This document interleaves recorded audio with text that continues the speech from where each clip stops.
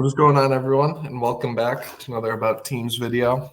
And in today's NBA, we're going to do some previews of the conference finals, Eastern and Western Conference. The Eastern actually tips off tonight with the obviously Boston Celtics, 1 seed this year, and then the surprise probably of the playoffs so far, Indiana Pacers, 6 seed. Upset the Bucks, 3 seed first round, and then upset the New York Knicks, the 2 seed in the second round. Obviously, some injuries along the way for both those teams, but credit to Indiana. I mean, they were a really good team at the beginning of the year. Obviously, made the what's it called, the in-season tournament, whatever it is. They made it all the way to the finals before losing to the Lakers. So they have shown flashes, and a big part of that is Tyrese Haliburton. Now they have Pascal Siakam with him as their kind of like second option. They have a solid team, and I think maybe Indiana's pace can give Boston some trouble in some of these games, just given how good their offense is. But Boston is still the number one offense in the league, still a top 5 defense. I don't think, obviously, home court.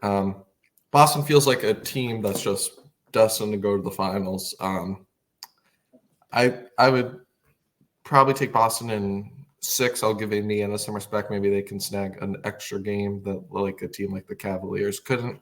Just given if Tyrese is playing at this high level, he has the ability to win them a couple games, and Pascal does his thing, and the role players step up. But Boston still 1 through 5 pretty much handles Indiana, and Sam Hauser off the bench, Payne Pritchard shooting. And as long as Kristaps comes back midway through the series, which would be big, I think he's expected to at some point. I know he's out the first 2, so even though Indiana's heading back home for those next 2, I would hope Indiana, if they want to have a chance in the series, wins one without Kristaps in Boston, which is a tough task, but we've seen the Heat do it. We've seen the Cavs do it, win in Boston. So if Indiana were to do it, they can too. And then just, take advantage while Kristaps is still out if they want to have a shot in the series. But Boston is still a team of destiny to make it to the finals, at least, I think. I just like what Boston has, and if Tatum continues to step up like he did at the end of the Cavs series, I just don't see a way to lose. At this point, and, the playoffs being, the conference finals for both sides, I get injuries, and like the Pacers really, they had to go through some depleted teams, but you still got to beat them. And I feel like once you get to this point, everybody who's there earned it. So you can't take anybody lightly. I know Indiana is a really scrappy team. They gave the Celtics trouble during the season. That in-season tournament you talked about, I'm pretty sure Indiana was the team that knocked out the Celtics. So, I mean, take that as you may, but in a somewhat big game during the season, Indiana ended up knocking out Boston, and I can't remember if the game was at home or at a neutral site, but I know Indiana beat them. So, and they're gonna be coming out swinging because they have nothing to lose. All the pressure is on the Celtics right now. Like, Indiana has no pressure right now. They're the 6th seed going up against the best team in the league, so you can't take them lightly because they're gonna give everything you have. Aaron, you called it the Aaron Nesmith series, where he's going against a former team that traded him away. So he's turned himself into a good player with Indiana. Yeah, he was a great shooter coming out of college. Just there wasn't really any room for him to fit in with the Celtics, just because they were already kind of so deep in the players they had. But yeah, he's turned into a very good player. I might be with you for Celtics in 6. I'm definitely giving Indiana a lot of credit. They still scare me. Like, any team that gets this far, especially like an underdog team, I'm always scared of, because that nothing to lose mentality is kind of what the Heat had, last year, being the 8 seed, and they pretty much kicked your ass. You ended up coming back and forcing a game 7, but on paper it was such a mismatch, but because you took them lightly, they really beat your ass. So yeah, I hope they come out firing. I know I'm sure Tatum's hungry to get back to the finals. Same with Brown and really all of them. So I think it'll be a good series, though. I'm excited. Yeah, no, should be good. We obviously got game 1 tonight. Recap it tomorrow. See if any of our opinions change. But as for now, Boston, I don't see a team in the East really beating this team 4 times. But with that being said, we also have one more series, Western Conference Finals, who will be representing the West. I think a lot of people are more 50-50 on this matchup. Obviously, 3-seed Timberwolves, 5-seed Mavericks. As a Timberwolves fan, this is uncharted territory. Don't know what it's like, but we're here. They're riding that emotional high of beating Denver in 7.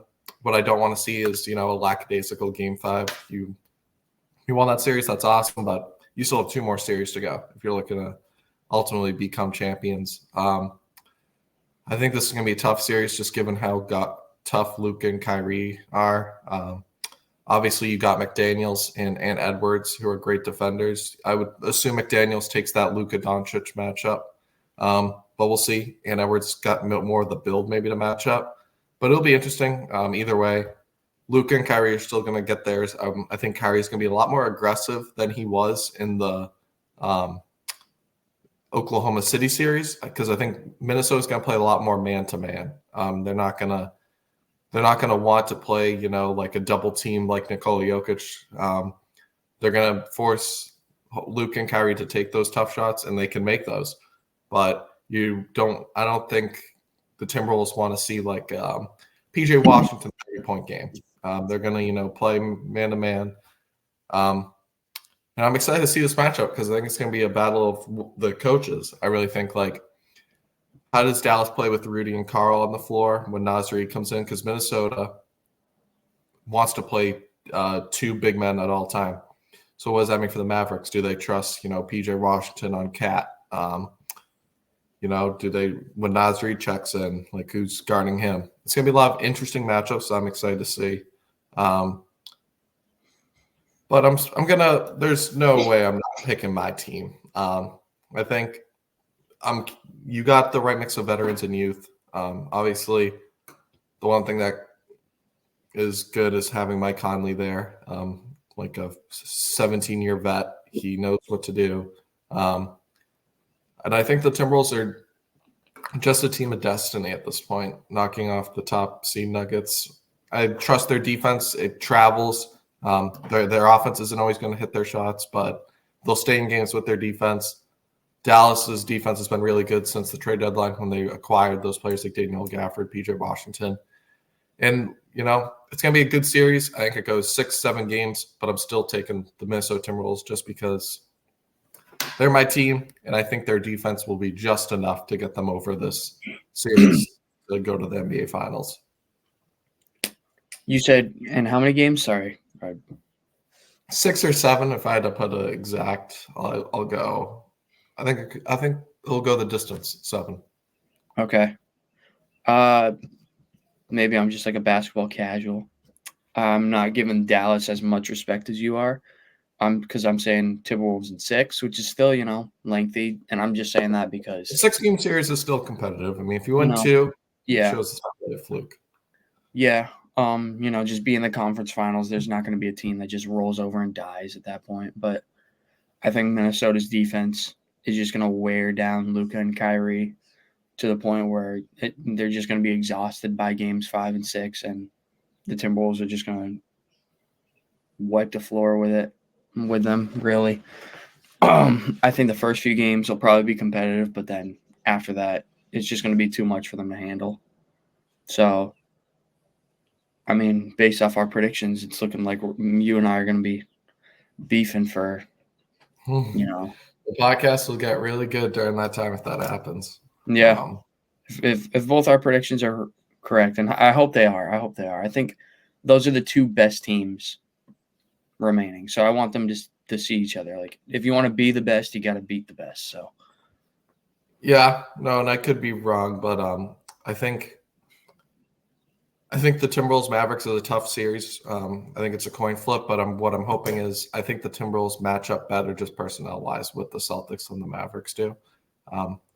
But we'll see when that time comes if it were to happen. That's partially why I want this to happen is because I think the NBA Finals will be a little bit better.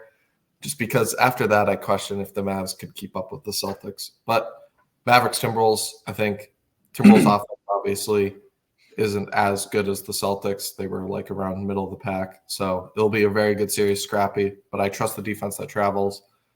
Knocked off the champs. You got a lot of confidence. What I just don't want to see is an emotional hangover in game one. Like, you got to be ready to play in front of those fans. Get some practice in today. Be ready for tomorrow. It's going to be a great series, and I'm ready. I'm excited to watch this. Side note, if Dallas does win, then like pretty much the whole story of the finals would be Kyrie versus Boston. Like, they probably wouldn't. Yeah, that'd be a cool thing too. Although I just think personnel wise, I think Boston would just. I don't know. I just feel like they might. I feel like that series would be another 6 game. I think Celtics win, but that's for the preview for another time. But if yeah, we'll worry about that time when it comes. We don't. Yeah, should be. I don't like to speculate. Yeah, exactly. Because what if Indiana surprises and knocks out? Exactly. Anything's possible. Indiana Dallas for the finals. Yeah, I think Dallas would win that, but who knows? But overall, it should be an exciting time as a basketball fan. You got a lot of superstars in this world, and what's great is now we'll have another new champion. So either Luka Doncic, Anthony Edwards, Jason Tatum, or like Tyrese Halliburton will get their first ring, which is cool to see. We're not seeing a lot of repetitive dynasties like we saw with the Warriors, the LeBron James Heat era, the Michael Jordan Bulls, obviously, the Magic Lakers, the Bird Celtics. We're seeing a lot of new competition. That just goes to show how competitive the NBA is now. I think it's a good thing. There's no easy answer for anything. It's just a lot of great talent in this world, and it shows why.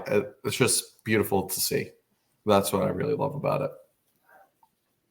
I'm excited. Yeah. I hope we're right, though. I hope we're both right on our predictions because, we're really both doing the same thing.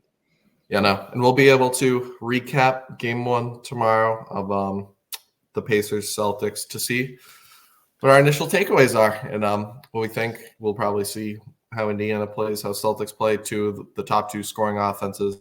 Should be a great battle.